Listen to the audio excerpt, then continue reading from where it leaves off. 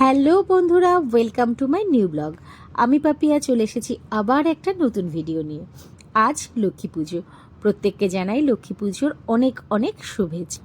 আজ লক্ষ্মী পুজো উপলক্ষে বাড়িতে চলছে তার আয়োজন। তো দেখতে পাচ্ছ কোরানো হচ্ছে এখন নারকেল।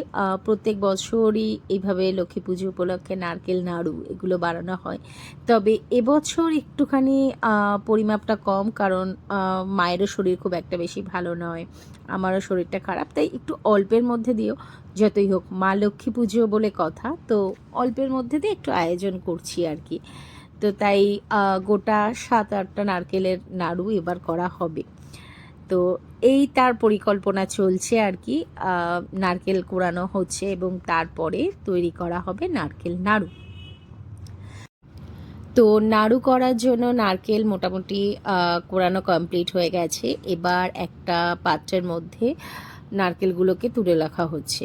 আর এদিকে যেটা হয়েছে সেটা হচ্ছে, মা কি করেছে, যথারীতি গুড় জাল দিতে বসিয়ে দিয়েছে। তার কারণ হচ্ছে, আমরা যখন মার্কেট থেকে গুড়টা কিনে আনি, তো কিনে আনার পরে এইভাবে জাল দিয়ে আর কি গুড়টাকে ছেঁকে নেওয়া হয়, যাতে যখন নারকেল নাড়ুটা বানানো হবে, নাড়ুর মধ্যে কোনো রকম বালি কাঁকড় এগুলো যাতে না থাকে বা কিছু। তো সেই জন্য গুড়টাকে এইভাবে জাল দিয়ে নেওয়া হচ্ছে।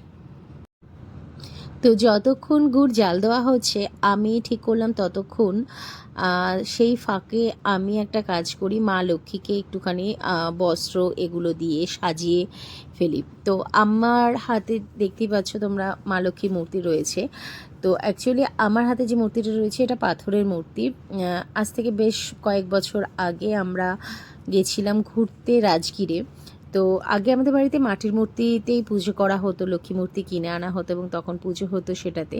তো তারপরে যখন আমরা রাজগীর গেছিলাম, তো তখন সেখানে বসে মা এই মা লক্ষ্মীর মূর্তিটা পছন্দ করেন এবং তখন সেখান থেকেই মা লক্ষ্মীকে নিয়ে আসা হয়। তো তারপর থেকেই ওনাকে প্রতিষ্ঠা করা হয় আমাদের বাড়িতে, এবং মা লক্ষ্মী এবং গণেশ এই একই দিনে আমরা এই দুজনকে একসাথে পুজো করি আর কি। এটা মা বহু বছর ধরে করে আসছেন, তো সেইভাবেই হয়। তো যাই হোক, এখন মা লক্ষ্মীকে চলো তাড়াতাড়ি করে বস্ত্র পরিয়ে ওনাকে রেডি করে ফেলি। তো দেখতেই পাচ্ছ কিভাবে মা লক্ষ্মীকে সাজানো হচ্ছে আর কি। তো ওনার জন্য আনা হয়েছে একটা লাল রঙের ঘাগরা আর কি। তো এই ঘাগরাটা মা লক্ষ্মীর জন্য পছন্দ করে আনা হয়েছে। তো মা লক্ষ্মীর ঘাগরা পরা কমপ্লিট হয়ে গেছে। এরপরে ওনার জন্য আনা হয়েছিল মাথার মুকুট, তো মুকুটও পরানো হয়ে গেছে। এবার যেটা করছি সেটা হচ্ছে গণেশজিকে তার ঘাগরাটা পরিয়ে দেওয়া হচ্ছে। তো গণেশজিকেও ঘাগরা পরিয়ে রেডি করা হয়ে গেছে। এইবার ওনার যে মাথার মুকুটটি আর কি আনা হয়েছে, তো ওনাকে ওনার মাথার মুকুটটি এবার পরানো হবে। তো ওনার ঘাড়াটা ঠিক করে নিয়ে এবার মাথার মুকুটও ওনার পরানো কমপ্লিট। তো মা লক্ষ্মী এবং গণেশজি দুজনেরই জামা মানে ড্রেস পরানো এবং মাথার মুকুট যা যা আর কি আছে সেগুলো সবটাই কমপ্লিট করা আর কি হয়ে গেছে। তো কেমন লাগলো তোমাদেরকে আমার মা লক্ষ্মী এবং গণেশজির মূর্তিটা, আমাকে একটু তোমরা কমেন্ট করে জানিও। আর এদিকে মা তখন অলরেডি দেখো গুড় জাল হয়ে গেছে, তো তার মধ্যে নারকেল দিয়ে দিয়েছে।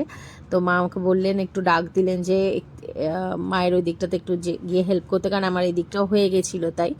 তো আমি যথারীতি নেড়ে দিচ্ছি আর কি গুড়টাকে ভালো করে নারকেলের সাথে মিশিয়ে দিচ্ছি। কারণ নারকেল নাড়ুর যেটা মানে গুড়ের নাড়ুর যেটা সব থেকে বড় ব্যাপার, সেটা হচ্ছে পাকটা যতটা ভালো আসবে আর কি, ততটা ভালোই নারকেলের টেস্টটা মানে নাড়ুর টেস্টটা ততটা ভালোই হয়। তো এইভাবে আর কি গুড়ের সাথে ভালো করে নারকেলটাকে মিশিয়ে তার পাকটা দেওয়া হচ্ছে আর কি, ভালো করে নেড়ে নেড়ে।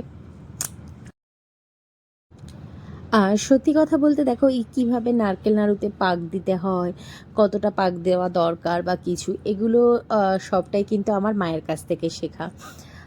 আমার মাও যেমন বলেন যে আমার মা শিখেছেন তার মায়ের কাছ থেকে, মানে আমার দিদার থেকে। তো তেমনি আমিও আমার মায়ের থেকে এগুলো শিখেছি। মা পুজো এগুলো করতো আর কি। আর ছোটোবেলা থেকে আমি মায়ের সাথে পুজো, সমস্ত রকমের পুজোতে মায়ের সাথে থাকতাম, আর সেগুলো করতে করতেই আর কি এগুলো আমার আস্তে আস্তে শেখা হয়ে গেছে। আর আমারও ভালো লাগে যে কোনো পুজো পার্বণ বা কিছু এগুলো যেহেতু আমার নিজেরও খুব ভালো লাগে, তো সেই কারণে আরও আর কি সেটা এমনি সময় যদিও আমার না কাজ করতে ভালো লাগলো, বাট পুজোর সময় এই জিনিসগুলোতে একটা আলাদাই মজা থাকে আর একটা আলাদা অনুভূতিও থাকে, তো সেই কারণে আর কি এগুলো করা। দেখো তোমাদের সাথে গল্প করতে করতে অলরেডি আমার নারকেল নাড়ুর পাক দেওয়া কমপ্লিট হয়ে গেছে, আর একটা থালার মধ্যে তুলেও নিয়েছি। এবার এখান থেকে তৈরি করা হবে নাড়ু। তো এই গুড় মাখানো নারকেলগুলোকে অল্প অল্প পরিমাণে হাতের মধ্যে নিয়ে এইভাবে একটুখানি চেপে তারপরে আস্তে আস্তে গোল গোল করে দুটো হাতের মাঝখানে রেখে গোল গোল করে তৈরি করা হয় নাড়ু। তো দেখতেই পাচ্ছ এইভাবে তৈরি করছি নাড়ু। আচ্ছা, এবার একটা জিনিস আমার জানার আছে, তোমরা কারা এইভাবে নারকেল নাড়ু তৈরি করো আর কাদের নাড়ু গোল গোল হয় সেটা কিন্তু আমাকে অবশ্যই কমেন্ট করে জানিও। তো চেষ্টা করেছি যতটা সম্ভব নারকেল নাড়ুগুলোকে গোল গোল করে বানানোর। তো তোমরা আমাকে দেখে জানিও কেমন হয়েছে আমার নাড়ুগুলো বানানো, এবং তোমরাও যারা বানিয়েছো নারকেল নাড়ু, তো তোমাদেরগুলো কেমন কি হয়েছে সেটাও কিন্তু অবশ্যই কমেন্ট করে জানিও। তো আমার নারকেল নাড়ু বানানো কমপ্লিট হয়ে গেছে। এবার আমি যেটা করলাম সেটা হচ্ছে আলপনা দিতে শুরু করে দিলাম। তো আলপনাটা দেওয়া হয়ে গেলে পরে মোটামুটি পুজোর দিকের যেটুকু কাজ এর জোগাড় করা আর কি সেটা কমপ্লিট হয়ে যাবে। তো আলপনাটা দেওয়ার পর আমি কেমন হয়েছে সেটা আমি তোমাদেরকে দেখাবো, তো দেখে বলো কেমন হয়েছে। তবে এবার আমি নিজেই সেরকম একটা বেশি হ্যাপি নই আমার আলপনাটা দেওয়া নিয়ে, কারণ শরীরটাও খারাপ ছিল, তো আর পারছিলাম না, খুব টায়ার্ড লাগছিল। তো তাও যতটা সম্ভব হয়েছে চেষ্টা করেছি। তো দেখে আমাকে জানিও কেমন হয়েছে। তো এই ভিডিওটা আমি এখানেই শেষ করছি। এরপরে যখন পুজো শুরু হবে তখন আবার তোমাদের সাথে কথা হবে। তো যাই হোক, কথা বলতে বলতে